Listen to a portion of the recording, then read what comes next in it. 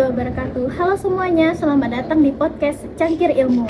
Di sini saya sebagai host Farisyantika. Nah, teman-teman, tema kita kali ini yaitu konsep iman, kufur, dan nifaq dalam perspektif kontemporer.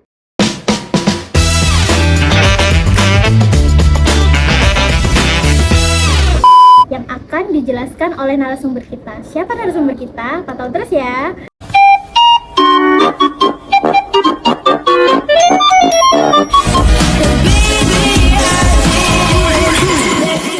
Nah, kalau menurut aku teman-teman, kalau iman itu ya adalah kepercayaan. Penjelasan selanjutnya akan kita tanyakan kepada narasumber kita yaitu Olivia Zulinski.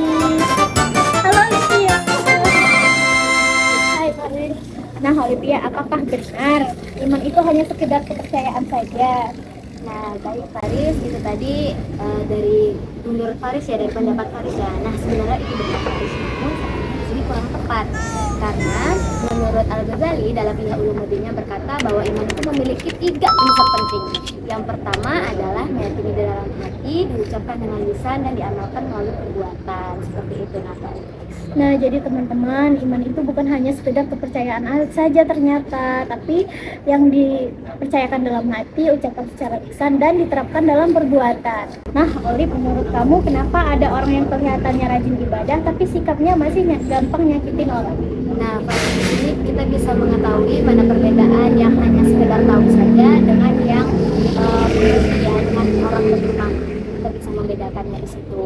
Karena Faris, ketika kita mengetahui dan kita beriman, benar-benar beriman, maka kita tidak akan menyakiti hati orang lain. Karena kan tadi kita kan tahu kalau Allah itu melihat kan, Maha melihat apa saja yang kita perbuat. Jadi nggak mungkin kan kita menyakiti orang lain berperilaku buruk. Nah, apabila masih berperilaku buruk, maka itu ada yang salah di keimanannya dan juga ada yang salah di ibadahnya. Apabila kita ibadah mengerti makna dari setiap perkataan kita saat sholat gitu kan, kita akan tahu tuh apa artinya seperti itu. Jadi tidak mungkin kita memperlakukan perbuatan yang buruk. Jadi apabila kita berperilaku buruk, ada yang salah di antara keimanan kita dan juga di ibadah kita seperti itu kan.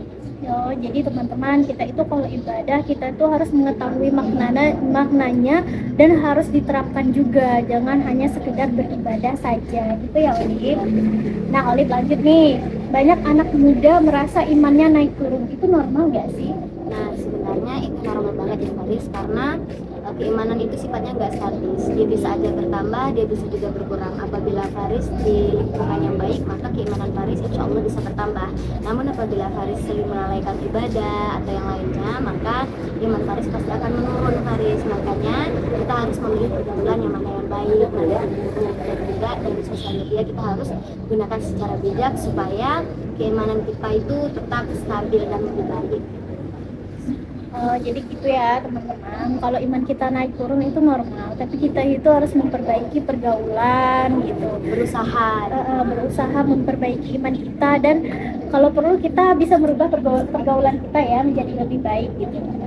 Nah, tantangan terbesar menjaga iman tuh apa? Nah, tantangan terbesar di zaman sekarang ya Faris, atau tantangan terbesar dari zaman ke zaman? Dari zaman ke zaman sama zaman sekarang juga boleh. Boleh. Kita sesuaikan dengan konsep judul kita ya, yaitu dalam perspektif kontemporer. Nah, jadi tantangan yang kita hadapi dalam menjaga keimanan itu zaman sekarang itu adanya pemisahan antara konsep iman dengan kehidupan sehari-hari seperti itu Faris. Kadang orang berperilaku dengan tanpa menggunakan syariat Islam seperti itu. Kadang orang melupakan kayak gitu kan, karena banyaknya tren zaman sekarang gitu Faris. Terus juga ya tantangannya tuh dari sosial media. Nah itu teman-teman, tantangan terbesarnya itu dari sosial media. Jadi kita itu kalau mau bersosial media itu harus menjaganya, harus diperhatikan dulu ya, jangan sembarangan saja. Nah, terus tadi juga adanya pemisahan antara iman dengan kehidupan sehari-hari. Nah, Olive, tadi kan juga ada kufur. Kufur itu apa? Nah, baik Faris, kufur itu adalah sikap menolak kebenaran Allah secara terang-terangan. Nah, namun Faris, perlu diketahui juga kalau dari kufur ini pengertiannya bukan berarti menolak kebenaran secara terang-terangan aja, tapi ada juga yang tidak terbuka seperti itu Faris. Mau tahu itu apa? Nah, yaitu apabila kita tidak menikmati dan bersyukuri atas nikmat yang Allah kasih. Ada dalam Quran surah Ibrahim ayat 7 mengatakan bahwa kalau bahasa Inggrisnya declare gitu kan, if you credible, I will give you more. Artinya jika kamu bersyukur maka aku akan memberimu secara lebih. Namun apabila kamu kufur maka azabku sangatlah pedih. Nah dari surat itu kita mengetahui bahwa kufur itu bukanlah hanya sekedar menolak secara terang-terangan. Tanpa kita sadari, kalau kita tidak menikmati syukur dari Allah, kita terlalu banyak mengeluh atau apapun, kita juga termasuk kufur seperti itu. Dan sesungguhnya azab Allah sangatlah pedih seperti itu. Jadi kita itu kalau jadi orang itu harus banyak bersyukur ya teman-teman. Nah, Olive, di kehidupan sekarang bentuk kufur yang sering gak disadari anak muda itu yang seperti apa? Nah itu tadi, apabila dia mendapati sesuatu yang Allah kasih, dia tidak bersyukur atas nikmatnya. Terus Faris, apabila dia tuh terlalu mengejar hal yang duniawi sifatnya, kesuksesan duniawi seperti mengejar jabatan dan lain sebagainya, itu termasuk sikap kufur juga. Tanpa kita sadari, kita juga kadang melakukan sikap yang tidak baik itu di depan Allah, itu kufur. Jadi kita itu harus benar-benar menyeimbangkan antara dunia dan akhirat ya Olive. Iya benar. Jangan hanya memperhatikan dunia saja, Melalaikan sholat, melalaikan ibadah yang lainnya. Nah, Olive, selain kufur tadi juga ada nifak. Sebenarnya nifak itu apa? Nah, nifak itu adalah sikap kemunafikan, Faris. Di mana apabila kita mempercayai mereka, mereka akan mengingkari seperti itu, Faris. Terus nifak itu dia di depan seseorang terlihat beriman, namun di belakang dia tidak mencerminkan dari apa yang dia tampilkan. Seperti itu. Jadi kita itu sebenarnya nggak boleh ya seperti itu. Berimannya hanya di depan kamera saja gitu, itu nggak boleh ya Olive. Nah, lanjut, di zaman sekarang contoh sikap nifak yang sering ditemui atau yang teman-teman Olive pernah lakukan itu seperti apa? Nah, misalnya ada seseorang atau dari pertemanan, mungkin dari antara lingkungan Faris juga ada ya orang-orang yang begitu. Misalnya kayak dia itu memposting sesuatu quotes atau apapun yang sifatnya itu religius atau Islamik banget, tapi apa yang dia posting itu tidak mencerminkan apa yang dia perbuat. Terus juga dia ibaratnya apabila kita menegur orang lain, berarti kita harus mencerminkan sikap itu kan. Sebelum kita menegur orang, kita harus memperbaiki diri kita dulu seperti itu. Jadi supaya tidak ada kemunafikan dan tidak ada nifak di antara kehidupan kita seperti itu, Faris. Jadi kita itu benar-benar harus mengkoreksi diri sendiri dulu, baru orang lain baru ya. orang lain. Terus juga tujukan ibadah itu ya untuk Allah, bukan untuk semata-mata baik di mata orang lain. Jadi seperti orang yang ibaratnya cari muka di sosial media gitu ya. Nah, kenapa iman penting banget buat dijaga di tengah kehidupan modern sekarang? Nah, kenapa iman itu penting banget dijaga buat kehidupan modern sekarang, yaitu karena dari keimanan kita pasti kita akan mencerminkan dari perbuatan. Siapa sih yang nggak suka apabila kita berperilaku baik? Nah, tapi dari perilaku baik kita ini kita juga bisa memposisikan. Kadang kan ada juga orang yang memanfaatkan kebaikan gitu ya. Jadi kita sekedar bagaimana sesuai dengan syariat Muslim sebagai agama gitu kan, agama Islam, bagaimana perbuatan kita sehari-hari. Terus juga ya perbanyaklah ibadah seperti itu, Faris. Terus untuk menjaga keimanan tentunya kita harus memilih pergaulan yang benar itu seperti apa, seperti itu. Terus kurangi hal-hal yang nggak bermanfaat seperti itu, Faris. Gunakanlah waktu itu sebaik mungkin, gunakan waktu itu selang-selang waktu di antara kamu beraktivitas, gunakan untuk beribadah kepada Allah. Nggak boleh kan kita hanya selalu fokus kepada hal duniawi saja. Kadang roda itu kan pasti berputar. Dimanapun kita mengejar jabatan pasti bisa menurun kan, jabatan itu bisa hilang kan. Nah itu kan sesuai dengan kehendak Allah. Jadi makanya di setiap kegiatan kita, di sela-sela kegiatan kita atau aktivitas kita, kita harus mengingat juga siapakah pencipta kita tadi, siapakah yang memberikan nikmat ini seperti itu kan. Jadi kita itu nggak boleh gampang menyerah gitu ya. Boleh. Terus untuk menjaga keimanan yang paling penting itu memilih pergaulan yang baik seperti apa. Mengapa Allah memberikan ujian kepada orang yang beriman? Nah itu tadi, karena misalnya Faris kan apabila mau mengadakan kenaikan kelas seperti itu, di kita tuh naik kelas itu pasti ada ujian kan sebelumnya. Nah Allah juga seperti itu, malahan rencana Allah itu lebih baik, Faris. Dimana apabila kamu di dalam kesedihan kamu, insya Allah di depannya kamu akan menemukan pelangimu. Jadi jangan sedih apabila kita sedang menghadapi ujian itu. Kadang masa-masa sulit kita ini bisa menjadi masa kesuksesan kita di masa depan nanti, bisa menjadi contoh untuk orang lain, seperti itu Faris. Terus juga kenapa Allah itu memberikan ujian, itu tandanya Allah menyayangi hambanya, karena Allah punya niat baik. Setelah ujian tersebut, setelah kita menjalankan ujian itu dengan sabar, ikhlas, maka Allah akan memberikan nikmat yang lebih baik lagi dari itu. Seperti itu, Allah akan menaikkan derajat kita, seperti itu tadi. Dan juga ya Olive, kalau itu apa namanya, Allah itu tidak memberi kita ujian yang di luar kemampuan batas ya, Ya, kemampuan kita gitu. benar, itu terdapat dalam Quran surah Al-Baqarah. Nah tapi kan ada orang yang dikasih ujian tapi dia tuh nggak sanggup gitu, dia ngerasa kalau Allah ini nggak sayang sama dia sampai mau bunuh diri gitu, itu gimana? Itu berarti ada yang salah dari keimanannya, karena dia sempat ragu kan kepada Allah, ini Tuhan beneran ada nggak sih, seperti itu ya dalam pikiran dia. Padahal itu semua adalah bentuk kasih sayang Allah, seperti itu.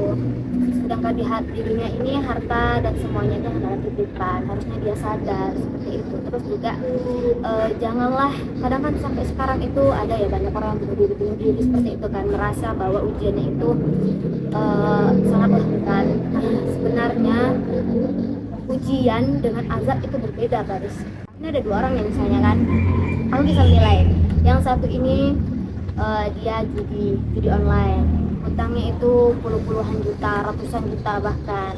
Nah, karena kelakuan dia tadi, kelakuan perilaku dia yang sangat buruknya tadi, dia mendapatkan azab. Apa itu azabnya? Pasti karena dia tuh menjadi stres kan, gimana cara dia tuh mendapatkan uang untuk mengganti dari hutang-hutangnya. Nah, itu adalah azab. Karena tadi udah dibilang kalau azab Allah itu sangat pedih. Nah, Allah berfirman kan dalam surah Ibrahim tadi. Terus yang kedua itu adalah orang yang dia sudah berperilaku baik, beriman, sholat, terus juga ya percayalah bahwa Allah itu ada. Dia diberikan ujian seperti rumahnya kebakaran, itu baru ujian. Beda sama azab ini tadi. Nah, kalau ujian itu tentunya untuk menaikkan derajatnya. Bisa jadi dari dia kebakaran ini tadi dia mendapatkan rumah yang lebih indah. Bisa jadi karena kebakaran ini tadi dia mendapatkan suatu kebahagiaan yang lebih istimewa dari sebelumnya. Nah, buat teman-teman di rumah, kalau kita itu, misal kita itu dapat musibah ya, kita tuh jangan langsung menyerah, jangan langsung menilai bahwa Allah itu tidak sayang kita. Sebenarnya Allah itu sayang kita, dia itu sedang menguji hambanya. Nah, nanti pasti ada, ibaratnya tuh ada pelangi setelah hujan ya, seperti itu. Dari badai itu kan pasti ada badai. Nah, kamu kira-kira dari lingkungan kamu itu ada nggak sih misalnya yang nggak mensyukuri atas nikmat Allah, atau mungkin ada yang sampai bunuh diri gitu karena menghadapi apapun yang dia hadapi, itu ada? Mungkin ada sih Olive, dia itu sering mengeluh gitu, kenapa sih cari uang halal itu capek banget, ujung-ujungnya dia malah main judi tadi, seperti yang menghalalkan segala cara supaya sukses ya. Itu nggak boleh ya teman-teman. Nah, jadi itu tadi sudah sangat jelas ya yang dijelaskan oleh narasumber kita, Olivia, yang tentang iman, kufur, nifaq dalam perspektif kontemporer itu tadi sudah sangat jelas ya teman-teman.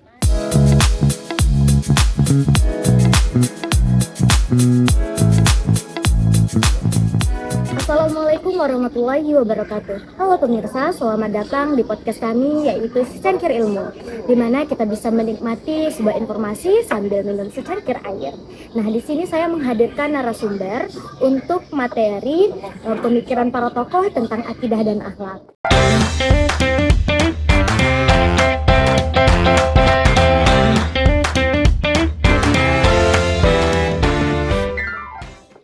Baik teman-teman, inilah narasumber kita yaitu Faris Cantika. Halo Faris. Halo Oli. Bagaimana kabarnya hari ini, sehat? Alhamdulillah sehat. Nah, gimana nih pada kegiatan hari ini? Apakah Faris sekarang lagi free atau mungkin ada kesibukan yang lainnya nih Faris? Lagi free. Lagi free ya? Oke, nah kita langsung aja ya masuk ke dalam pertanyaannya. Baiklah Faris, tadi kan materi kita adalah pemikiran para tokoh-tokoh terhadap akidah dan akhlak. Nah, sebelum kita masuk kepada tokoh-tokohnya, bagaimana Faris jelaskan dulu nih apa itu akidah dan akhlak seperti itu? Baik Oli, kalau akidah itu adalah kepercayaan seseorang terhadap Allah Subhanahu wa Ta'ala dan ajaran agama Islam, sedangkan akhlak itu ya perilaku kita dalam kehidupan sehari-hari. Baik Faris, berarti kalau akidah itu adalah kepercayaan kepada Allah Subhanahu wa taala dan ajaran agama Islam. Terus akhlak itu cerminan dari kepercayaan itu tadi ya. Oke, baik. Selanjutnya Faris, kenapa sih akidah dan akhlak itu saya sering melihat kalau dia tuh sering bersamaan ditaruhnya itu. Kenapa ya? Boleh dijelaskan lagi alasannya Faris? Karena kan tadi kan akidah itu adalah kepercayaan kita kepada Allah Subhanahu wa taala dan ajaran agama Islam. Nah, akhlak itu cerminan dari gimana akidah kita itu tadi. Akhlak itu cerminan kita bagaimana kita itu tentang kepercayaan kita. Berarti kalau seandainya hanya akidah saja yang kita terapkan, otomatis dalam perilaku sehari-hari kita masih kurang ya. Artinya dari akidah itu masih ada yang salah. Nah, baik teman-teman, kita udah mendapatkan informasi yang baru nih, bahwa kalau akidah dan akhlak itu kenapa ditaruh secara bersamaan, karena apabila adanya akidah tanpa penerapan akhlak itu sama saja percuma ya gitu. Makanya ditaruh secara bersamaan pemirsa. Nah, baik, itu bagus sekali ya penjelasan tadi oleh narasumber kita. Nah, selanjutnya kita tanyakan dari tadi kan ada tokoh klasik dan kontemporer. Nah, bisa nggak Faris jelaskan dulu nih dari tokoh-tokoh klasik itu kira-kira siapa aja gitu, dan boleh langsung dijelaskan kira-kira pemikiran mereka itu seperti apa. Ya, tokoh klasik itu yang pertama ada Al-Ghazali. Al-Ghazali itu ya kalau akidah itu kembali ke ajaran Al-Quran dan Sunnah. Kalau akhlak itu menurut Al-Ghazali itu ya akhlak itu perilaku kita spontan di kehidupan kita sehari-hari, yang perilaku yang tanpa dipikir terlebih dahulu.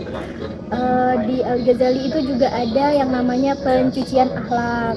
Pencucian akhlak itu dengan cara kita itu membiasakan diri kita melakukan hal-hal yang baik, berbuat baik, menghindarkan hal-hal yang jahat. Pokoknya membiasakan hal-hal yang baik lah. Begitu ya. Jadi dari tokoh klasik itu ada Al-Ghazali. Nah, apakah cuma Al-Ghazali aja? Soalnya tadi kan di judul kita kan tokoh-tokoh. Nggak mungkin kan dari pemikiran klasik itu hanya beliau saja yang mencetuskan gitu. Ada satu lagi Ibnu Taimiyah.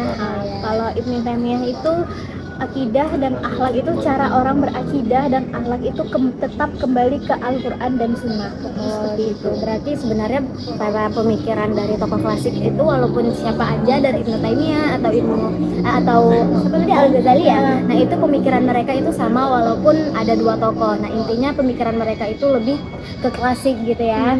Nah, coba kalau di tokoh kontemporer ini kan artinya dia kan menggabungkan antara klasik dan juga kehidupan zaman sekarang ya. Nah, kira-kira bisa nggak Faris jelaskan gitu kan dari tokoh-tokohnya itu siapa aja? Apakah pemikiran mereka itu sama atau nanti ada perbedaannya gitu Faris? Kontemporer itu ada Al-Attas, Yusuf Al-Qaradawi, sama Fazlur Rahman. Kalau tokoh kontemporer itu dia tetap mengikuti ajaran Al-Quran dan Sunnah, tetapi dia itu menyeimbangkan dengan perkembangan zaman kita saat ini gitu. Benar ya tadi yang aku ucapin tadi ya Faris ya. Lalu ada lagi tambahannya Faris?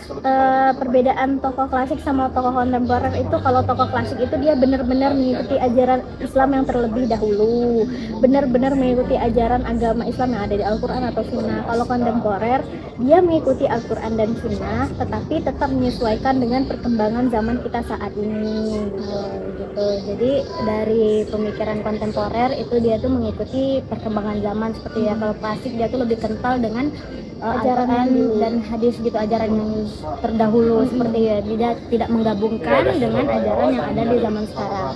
Nah, kira-kira kalau klasik itu kita gunakan di kehidupan sekarang, apakah dia tuh masih relevan untuk anak-anak Gen Z gitu kan? Soalnya kan pemikiran orang-orang terdahulu dengan pemikiran generasi kita kan sekarang kan berbeda gitu ya.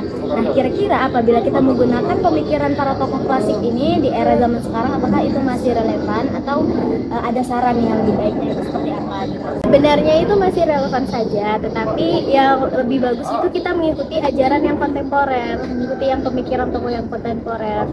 Soalnya apa? Kita kan zaman sekarang kan ada sosial media, kan beda ya sosial media sama enggak. Jadi kita itu harus menyesuaikannya gitu. Gitu ya. Berarti sebenarnya kalau dipakai dari pemikiran para tokoh klasik ini itu masih relevan ya dari akidah dan akhlaknya, tapi lebih disarankan kalau menggunakan yang kontemporer karena sesuai dengan generasi sekarang gitu.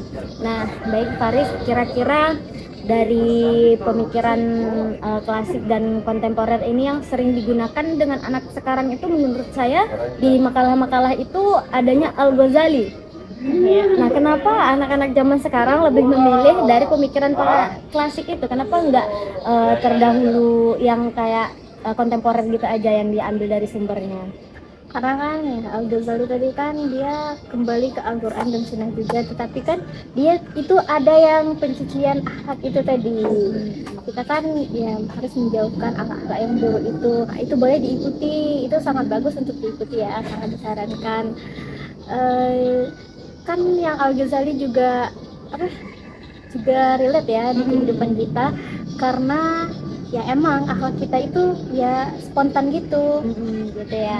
Nah, berarti teman-teman kenapa pada pertemanan kadang kan ada di teman kita ini menggunakan pemikiran yang klasik pada karya ilmiah mereka. Nah, itu karena ini ya masih bisa digunakan dari pemikiran Al-Ghazali ini karena ada bagusnya juga ya dari yang klasik. Nah, terus mungkin kalau menurut saya nih Paris, mungkin mereka itu menggunakan kan pakai ini ya, adanya informasi di internet itu kan kadang masih yang lama gitu, belum diperbarui. Mungkin bisa jadi seperti itu ya Paris ya. Nah, baiklah Paris, kira-kira kesimpulan dari materi kita kali ini apa nih supaya nanti teman-teman juga tahu kan, misalnya ada teman-teman yang sibuk mau ngambil inti dari pembahasan kita itu apa gitu, kira-kira boleh Paris jelaskan gitu. Kesimpulannya itu ya akidah itu kepercayaan kita kepada Allah Subhanahu wa taala dan ajaran agama Islam, sedangkan akhlak itu cermin bukti nyata dari gimana kita itu berakidah gitu. Gimana kita berakidah, begitu juga akhlak kita di kehidupan kita sehari-hari. Oh, begitu pemirsa. Jadi apabila kita akidahnya baik, otomatis akhlak kita itu akan spontan ikut baik juga ya, seperti tadi yang udah dijelaskan oleh narasumber kita, di mana Al-Ghazali itu berpikir bahwa akhlak itu dia tuh secara spontan gitu ya. Nah, baik. Nah, kira-kira Faris ada nggak sih sedikit quotes atau saran gitu untuk teman-teman yang ada di rumah? Ini ada sedikit quotes ya dari saya. Ilmu itu bisa membuat orang pintar, tapi akhlak itu bisa membuat orang dihormati. Mungkin itu aja dari saya. Oke, terima kasih. Baik, itu keren banget ya tadi quotes-nya dari narasumber kita. Saya ucapkan terima kasih karena sudah berkesempatan hadir pada podcast kita kali ini. Dan saya selaku host pamit undur diri. Apabila ada kesalahan dan kekurangan saya mohon maaf, karena kesempurnaan itu bukanlah milik saya, kesempurnaan milik Allah, sedangkan kesalahan itu adalah milik saya. Saya tutup. Wassalamualaikum warahmatullahi wabarakatuh.